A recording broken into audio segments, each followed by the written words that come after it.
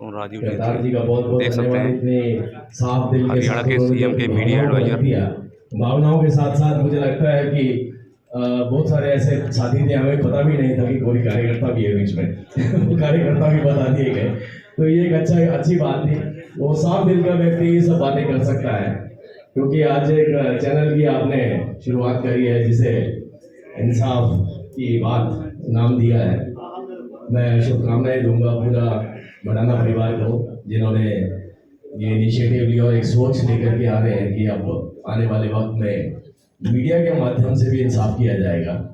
और मीडिया के माध्यम से अगर इंसाफ होगा तो मुझे लगता है कि बहुत बेहतर दृश्य हमें देखने को मिलने वाला है। देखिए, एक मैं तो आग्रह ही कर सकता हूँ, क्योंकि चैनल चलाने वाले जो लोग हैं, अगर उसे एक अच्छी दिशा देंगे, अच्छी सोच देंगे। पत्रकारिता वैसे तो व्यवसाय है, ये बात झुटलाई नहीं जा सकती है, लेकिन उस व्यवसाय के अंदर भी अगर प्रॉपर तरीके से उसका डिस्ट्रीब्यूशन हो जाए तो मुझे लगता है एक बहुत अच्छा कदम होगा। अगर जिस तरीके से इस सोच के साथ हम आगे चलेंगे कि मुझे हर उस दबे कुचले की आवाज उठानी है जिसकी आवाज कोई बन नहीं पा रहा, तो मैं आपको एक बात बताना चाहता हूँ। दबा कुचले का मतलब ये नहीं होता कि गरीब, दबा कुचले का मतलब होता है जिसकी सुनवाई नहीं हो रही है। और दबा कुचला एक बड़ा इंडस्ट्रियलिस्ट भी हो सकता है, एक बड़ा नेता भी हो सकता है। और करतार बड़ाना जी की बातों में जो दर्द था वो आप आराम से समझ सकते हो। मैं समझ पा रहा था उस बात को, मैंने आंखें भी बंद कर ली थी कुछ देर के लिए, कान नहीं बंद कर सकता था, सुन सकता था, तो मैंने एहसास किया वो बोलना क्या चाह रहे हैं। तो हर कोई व्यक्ति कहीं ना कहीं किसी न किसी रूप में अगर उसके अधिकारों का दमन होता है या उसकी भावनाओं का दमन होता है या उसकी सोच, जिस सोच के साथ वो आगे चलना चाहता है उस सोच में कोई ब्रेक लगाता है, तो नो डाउट उसकी आवाज को उठाना भी तो किसी का धर्म है। लेकिन मैं उम्मीद करता हूं कि इंसाफ की बात जो है वो सभी की बात होगी। वो मुझे लगता है क्योंकि बड़ाना साहब बहुत ही साफ दिल के हैं, शुद्धता के साथ बोलते हैं, तो ये बड़ाना साहब ये बात जब हम भी कोई चैनल शुरू करते हैं तो मुझे लगता है हम भूल जाते हैं चैनल मेरा है, और ये भूलना भी पड़ता है। या कोई न्यूज़पेपर शुरू करते हैं तो हम कई बार क्या होता है कि एडिटर को रखते हैं और एडिटर के पास सारे अधिकार होते हैं, और कई बार वो एडिटर लड़ भी पड़ता है अपने मालिकों के साथ कि भाई ये पत्रकारिता नहीं हो सकती मुझसे। अगर कोई खबर मेरे पास आ रही है उस खबर को मैं जनता तक पहुंचाऊंगा। हाँ, आपको ठेस पहुंचती है तो मैं आपको भी ठेस पहुंचाऊंगा, क्योंकि ये मेरा पत्रकारिता का धर्म है। और मुझे ये उम्मीद है, क्योंकि इतनी बड़े अच्छा प्लेटफॉर्म आपने डिजिटल का तैयार किया है, एक नैरेटिव सेट करना बहुत जरूरी होता है। नैरेटिव तो दो तरीके के होते हैं, आपको भी पता है। आज बड़ी अच्छी बात कृष्ण भगवान की मेरी, तो मैं उसी से जोड़ता हूँ कि भगवान कृष्ण जो गीता के अंदर लिखा है या महाभारत में जो हुआ, इसके भी दो नैरेटिव थे, अब देखने वाले के ऊपर थे। भगवान कृष्ण ने उस चौसर को भी ठीक बता दिया था जिसके अंदर द्रौपदी का चीरहरण हुआ था। आप देखिए, कोई उसके ऊपर बात नहीं करता।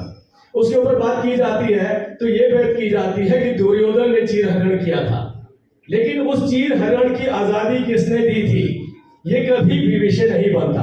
तो वो कहते हैं ना, भगवान कृष्ण ने जैसा नैरेटिव सेट किया वैसा ही आगे तक चलता चला गया। हमें वो नैरेटिव सेट करना है, वो नैरेटिव जिस नैरेटिव में अगर आप समझते हैं कि मेरे ऊपर कोई दबाव भी है, मैं बिल्कुल मैं सरकार का हिस्सा हूं, बावजूद उसके इस बात को बोल रहा हूं, अगर आप समझते हैं कि मेरे ऊपर एक दबाव भी है, मैं इस खबर को नहीं चला सकता। अगर आप खबर को नहीं चला सकते तो नैरेटिव को चला सकते हैं। नैरेटिव से भी लोगों की समझ में आ जाता है, वो मजबूरी समझ में आ जाती है। अगर आपको लगता है कि पहले की सरकार और मौजूदा सरकार में मैं तुलना करूं, तो तुलना करने के लिए भी आप एक नैरेटिव चला सकते हैं। जरूरी नहीं कि आपको आंकड़ों में जाना पड़े। तुलना करने के लिए, क्योंकि आपकी बोली हुई बात जनता तक पहुंचती है और जनता उस बात का एहसास करती है। और मैं शुभकामनाएं दूंगा, आज हमारे प्रदेश के मुख्यमंत्री माननीय मनोहर लाल जी ने एक ऐसी पॉलिसी को हरी झंडी दे दी है कैबिनेट में, जिस पॉलिसी के तहत आने वाले भविष्य में जो हम डिजिटल चैनल जिसे कहते हैं, यूट्यूब के चैनल, फेसबुक के चैनल, इन सबको भी अब हम एम्पैनल करने वाले हैं। और उसको भी जैसे एक बड़ी अखबार को, बड़े न्यूज चैनल को एडवर्टीजमेंट मिलती है, वैसे इसी तरीके से एडवर्टीजमेंट अब यूट्यूब चैनल और फेसबुक चैनल को भी मिलने वाली है। दूसरी बड़ी उपलब्धि आज मुख्यमंत्री जी ने कैबिनेट के अंदर ये घोषणा कर दी है कि अब पत्रकारों की जो मासिक जो पेंशन होगी, जिनकी पेंशन बंधेगी, उसकी भी हमने सीमा बढ़ा दी है। तो आज देखिए दो काम ऐसे किए हैं जो मीडिया में जिन लोगों ने माइक उठाया था लेकिन उनकी सुनवाई नहीं हो रही थी, उनकी सुनवाई भी इस प्रदेश के मुख्यमंत्री मनोहर लाल जी ने कर दी। तीसरी बात, थोड़ी देर पहले बात आ रही थी, हम डिजिटल की बात कर रहे थे।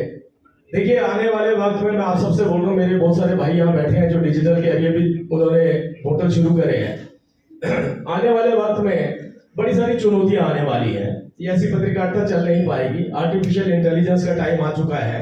आर्टिफिशियल इंटेलिजेंस में इतने हाई लेवल के ऊपर जाकर के बड़ी बड़ी दुनिया की कंपनियां काम कर रही हैं कि जो आप उम्मीद भी नहीं कर सकते, जो आप सोचते हैं उससे पहले वो डिलीवर कर दिया जाता है।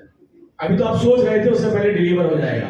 तो ऐसी फील्ड के अंदर जहां पर वो डिलीवरी इतनी जल्दी हो जाए, उसमें उन पत्रकारों का सर्वाइव करना जो अभी रिसेंटली जिन्होंने ज्वाइन किया, जिन्होंने पत्रकारिता ज्वाइन करी है, क्योंकि पत्रकारिता दो तरह की होती है। मैं मानता हूं उस बात को, सर्टिफिकेट लेने के बाद भी कई लोग पत्रकारिता नहीं कर पाते हैं।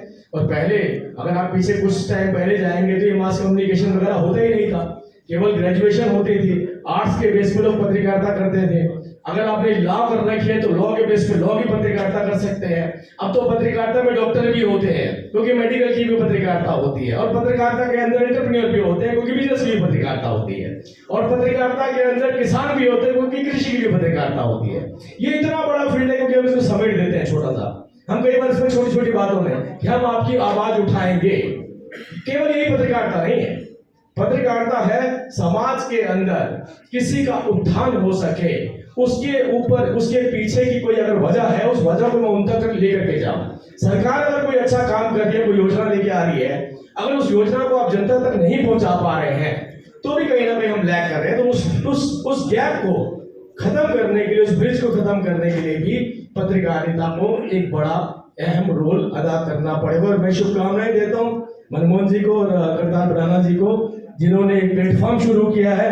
और उम्मीद करता हूं एडिटर से और पूरे स्टाफ से कि उस प्लेटफॉर्म का उचित रूप से इस्तेमाल किया जाएगा, बेहतर क्रिएटिविटी के साथ अच्छी डिलीवरी की जाएगी, ईमानदारी के साथ, पारदर्शिता के साथ, बेहतर तरीके से। अगर आपने हमारे मैसेज को जनता तक पहुंचाया तो मुझे लगता है कि इंसाफ की बात एक बड़ा जिसे कहते हैं आने वाले वक्त में ब्रांड साबित होगा, जिसका लोग इंतजार करेंगे डिजिटल प्लेटफॉर्म के माध्यम से कि कोई एक नई खबर हमें सुनने को मिल जाए।